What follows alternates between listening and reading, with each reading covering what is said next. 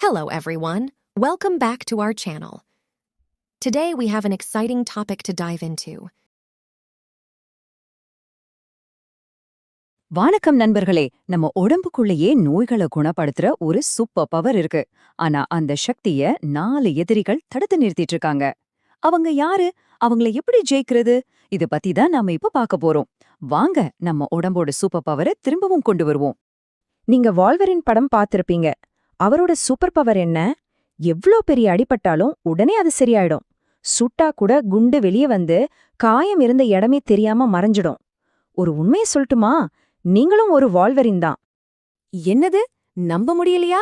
சரி, போன மாசம் உங்க கைவிரல்ல ஒரு சின்ன காகித வெட்டு ஏற்பட்டுச்சு. இப்போ அந்த இடத்த பாருங்க. காயம் இருக்கா? இல்ல, அதுவா மாயமா மறைஞ்சிடுச்சு.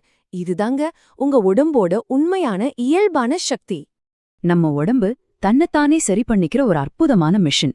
ஆனா எனக்கு எப்ப பார்த்தாலும் டயர்டா இருக்கு, தலை வலிக்குது, வயிறு சரியில்லைன்னு நீங்க அடிக்கடி ஃபீல் பண்றீங்கன்னா உங்க உடம்புக்குள்ள இருக்கிற அந்த சூப்பர் பவர் வேலை செய்ய முடியாம தவிக்குதுன்னு அர்த்தம். ஏதோ ஒண்ணு அதை பிளாக் பண்ணுது. நம்ம குணப்படுத்தும் சக்தியை தடுக்கிற முதல் மற்றும் மிக முக்கியமான எதிரி நம்ம சாப்பிடுற சாப்பாடுதான்.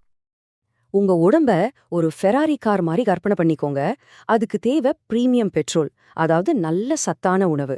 ஆனா நாம என்ன பண்றோம்? பீட்சா, பர்கர், பேக்கெட் சிப்ஸ்னு சாப்பிடுறோம். இது வெறும் கலப்பட பெட்ரோல் இல்ல, இது ஃபெராரி காருக்கு மண்ணெண்ணெய் ஊத்துற மாதிரி. இந்த மாதிரி தவறான உணவுகளால உடம்புக்குள்ள இன்ஃப்ளமேஷன், அதாவது ஒரு விதமான உள்காயம் உருவாகுது. இது உடம்புக்குள்ள பத்திக்கிட்ட ஒரு சின்ன நெருப்பு மாதிரி. இந்த நெருப்பை எரிஞ்சிட்டே இருக்கும்போது நம்ம உடம்பால நோயை குணப்படுத்துறதுல கவனம் செலுத்த முடியாது. முதல்ல அந்த நெருப்பை அணைக்கிறதுக்கு தான் அதோட முழு சக்தியும் செலவு பண்ணும். இதுக்கான தீர்வு ரொம்ப சிம்பிள். இந்த வாரம் ஒரு சேலஞ்ச் எடுத்துக்கோங்க. பாக்கெட்ல அடைச்சு வர்ற எந்த ஒரு பொருளையும் சாப்பிடாதீங்க. வெறும் பழங்கள், காய்கறிகள், வீட்டு சாப்பாடு, அவ்வளவுதான். உங்க ஃபெராரி அப்புறம் எப்படி பறக்குதுன்னு நீங்களே பாருங்க. நம்மளோட 2வது எதிரி தூக்கமின்மை. இது நம்ம உடம்போட ரிப்பேர் சிஸ்டத்தையே சீர்குலைச்சிடுது. சொல்லப்போனா நம்மளோட கேரேஜ் டைம் இது கெடுக்குது. யோசிச்சு பாருங்களேன், ஒரு கார் ரேஸ்ல ஓடிட்டே இருக்கும்போது அதை ரிப்பேர் பண்ண முடியுமா? முடியாதுல்ல. வண்டி நிக்கணும், கேராஜுக்கு போனோம். நம்ம உடம்பு தன்னைத்தானே ரிப்பேர் பண்ணிக்கிற அந்த கேராஜ் டைம் தான் தூக்கம். நம்ம உடம்புக்குள்ள இருக்கிற குட்டி குட்டி மெக்கானிக்ஸ், அதாவது செல்கள், அதோட ரிப்பேர் வேலைய செய்யறதுக்கு ஒரு ரொம்ப முக்கியமான நேரம் இருக்கு. அதுதான் ராத்திரி 10 மணிலிருந்து அதிகாலை 2 மணி வரை. நிபுணர்கள் இந்த நேரத்தை கோல்டன் டைம்னு சொல்றாங்க. ஆமாங்க, இது தங்கமான நேரம்.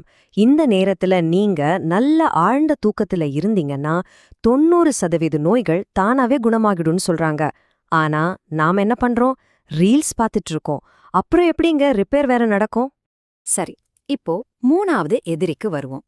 இவன் கண்ணுக்கு தெரிய மாட்டான், ஆனா ரொம்ப ஆபத்தானவன். மன அழுத்தம், அதாவது ஸ்ட்ரெஸ். கோபம், பயம், கவலை இதெல்லாம் வெறும் உணர்ச்சிகள் கிடையாது. இது ஒரு விஷம் மாதிரி. நீங்க மன அழுத்தத்துல இருக்கும்போது உங்க உடம்பு தன்னை குணப்படுத்திக்கிறத விட்டுட்டு ஒரு பெரிய சண்டைக்கு தயாராகுது. நீங்க டென்ஷன் ஆகும்போதெல்லாம் உங்க உடம்புக்குள்ள ஐயையோ ஆபத்து, சண்டைக்கு ரெடியாகுன்னு ஒரு சிக்னல் போகுது. அப்போ கார்டிசோல்னு ஒரு கெமிக்கல் சுரக்கும். இந்த கெமிக்கல் என்ன பண்ணும் தெரியுமா? நம்ம உடம்புல இருக்கிற அந்த ஹீலிங் ஸ்விட்சை டக்குன்னு ஆஃப் பண்ணிடும். இதுக்கு என்ன தீர்வு? ரொம்ப ரொம்ப சிம்பிள்.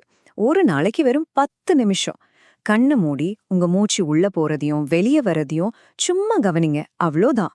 அப்படி செய்யும்போது அந்த கார்டிசால் அளவு குறைய ஆரம்பிக்கும். ஆஃப் ஆன ஹீலிங் ஸ்விட்ச் திரும்ப ஆன் ஆகிடும். நம்மளோட கடைசி, அதாவது 4வது எதிரி நம்மள சுத்தி இருக்கிற சூழல்ல ஒழிஞ்சிட்டு இருக்கிற நச்சு பொருள்கள். நாம சுவாசிக்கிற காத்து, நம்ம குடிக்கிற தண்ணி, சாப்பாடு எடுத்துட்டு போற பிளாஸ்டிக் டப்பா, வீட்டை சுத்தம் பண்ற கெமிக்கல்ஸ், இது எல்லாமே கொஞ்சம் கொஞ்சமா நம்ம உடம்புக்குள்ள நஞ்சு சேர்த்துட்டே இருக்கு. ஒரு முக்கியமான விஷயம் என்னன்னா, இது எல்லாத்தையும் நம்மளால ஒரே நாள்ல மாத்த முடியாது. அது உண்மைதான். ஆனா கண்டிப்பா குறைக்க முடியும். பிளாஸ்டிக் பாட்டிலுக்கு பதிலா ஒரு ஸ்டீல் இல்ல காப்பர் பாட்டில் யூஸ் பண்ணுங்க. வீட்டு ஜன்னலை அப்பப்ப திறந்து வைங்க, நல்ல காத்து உள்ள வரட்டும். இந்த மாதிரி சின்ன சின்ன மாற்றங்கள் பெரிய வித்தியாசத்தை ஏற்படுத்தும். சோ பாத்தீங்களா, உங்க உடம்பு குணமாகாம இருக்கிறதுக்கு காரணம் மருந்து மாத்திரை இல்லாதது இல்ல, இந்த 4 தடைகள் தான் முக்கியமான காரணம். சரி, இப்போ உங்களுக்கான ஒரு வார சேலஞ்சுக்கு வருவோம். இந்த 4 விஷயத்தையும் நல்லா ஞாபகம் வச்சுக்கோங்க.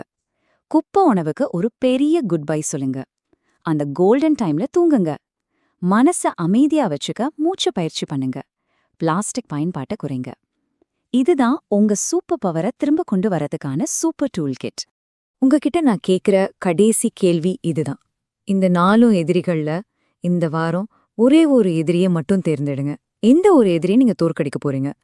உதாரணத்துக்கு, இந்த வாரம் நான் கரெக்டா 10 மணிக்கே தூங்கிடுவேன்னு ஒரு முடிவு பண்ணுங்க. அதை மட்டும் செஞ்சு பாருங்க. அடுத்த வாரம் உங்க எனர்ஜி லெவல் எப்படி இருக்குன்னு நீங்களே ஆச்சரியப்படுவீங்க. இந்த வீடியோ உங்களுக்கு பிடிச்சிருந்ததுன்னா லைக் பண்ணுங்கள், ஷேர் பண்ணுங்கள், சப்ஸ்கிரைப் பண்ணுங்கள். தேங்க்யூ ஃபார் வாட்சிங்.